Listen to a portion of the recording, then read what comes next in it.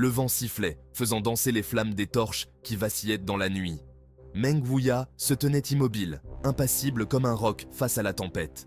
Devant lui, bloquant l'entrée de la porte du vent noir, se tenait Human, le visage déformé par une rage incontrôlable. « Tu oses me défier, petit morveux? Tu vas le payer cher. » Écarte-toi de mon chemin, vipère, ou en subis les conséquences. L'arrogance de Human s'évapora comme neige au soleil.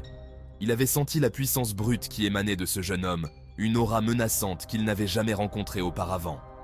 Soudain, un éclair argenté fendit l'obscurité. Le sabre de Meng Wuya, aussi rapide que l'éclair, s'abattit sur les hommes de Human. Des cris de douleur déchirèrent la nuit. Human, les yeux exorbités par l'horreur, réalisa son erreur. Il avait réveillé un dragon qui sommeillait. Tu es un monstre. Un rire glacial s'échappa des lèvres de Meng Wuya, résonnant dans la nuit comme un présage de malheur. Ce n'est que le début. Chaque mouvement de Meng Wuya était une symphonie de force et de précision. Il se déplaçait comme un spectre, son sabre traçant des arcs de lumière mortelle. Les hommes de Human, malgré leur nombre, étaient impuissants face à lui. Ils tombaient comme des mouches, fauchés par la lame impitoyable. Long Jun, pétrifié par le spectacle qui se déroulait sous ses yeux, observait le massacre. Le visage livide, il comprit que son plan avait échoué. Ce Meng Wuya n'était pas un simple disciple, c'était un démon déguisé en agneau. La terre était jonchée de corps inertes, la poussière se mêlant au sang pour former une boue macabre. Meng Wuya se tenait au milieu du carnage, son sabre ruisselant du sang de ses ennemis.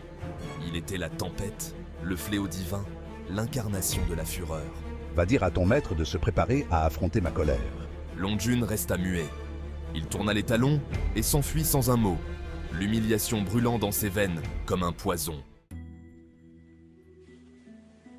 La nuit était tombée sur la ville, enveloppant tout dans son manteau d'obscurité.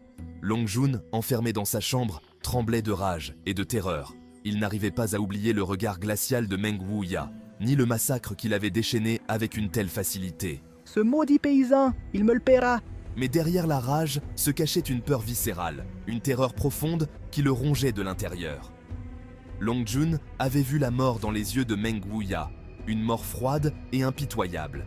Il réalisa avec effroi qu'il s'était attaqué à un adversaire bien trop puissant pour lui. Père, venge-moi. La vengeance. Le mot résonnait dans son esprit, alimentant sa haine et sa peur dans un cercle vicieux. L'échec de son plan l'avait secoué, mais il n'était pas homme à se laisser abattre. Ce Meng Wuya est bien plus dangereux que je ne le pensais, songea-t-il, le regard froid et calculateur.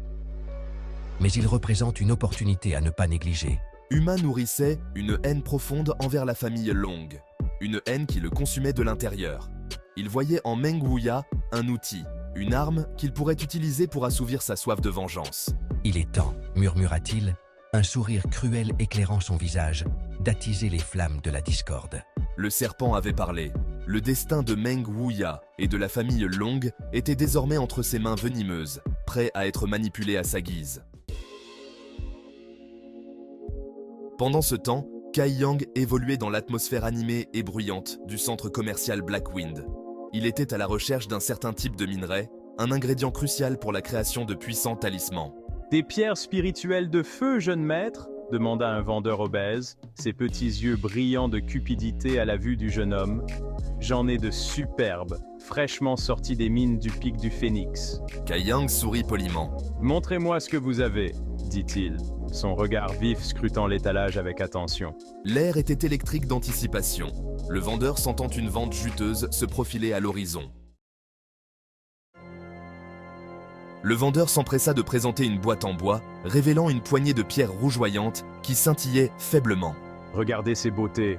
s'exclama-t-il d'une voix mielleuse. « Une pureté exceptionnelle, une énergie ardente, parfaite pour vos besoins. » Kai Yang prit une pierre, la faisant tourner entre ses doigts experts. « La pureté est acceptable, admit-il d'un ton neutre, mais l'énergie est instable. Vous essayez de me duper ?»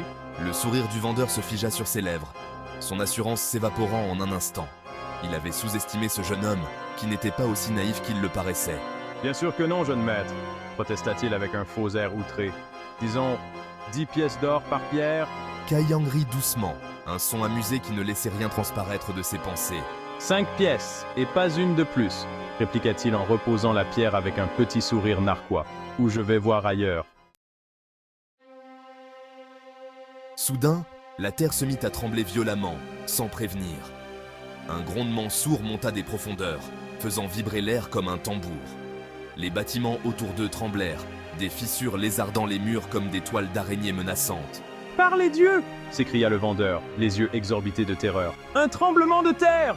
Le sol se déroba sous leurs pieds, menaçant de les engloutir dans ses entrailles. Kai Yang, luttant pour garder son équilibre, sentit un frisson glacial lui parcourir l'échine. Ce n'était pas un simple tremblement de terre. Quelque chose de bien plus sinistre, de bien plus ancien, était à l'œuvre. La terre hurla.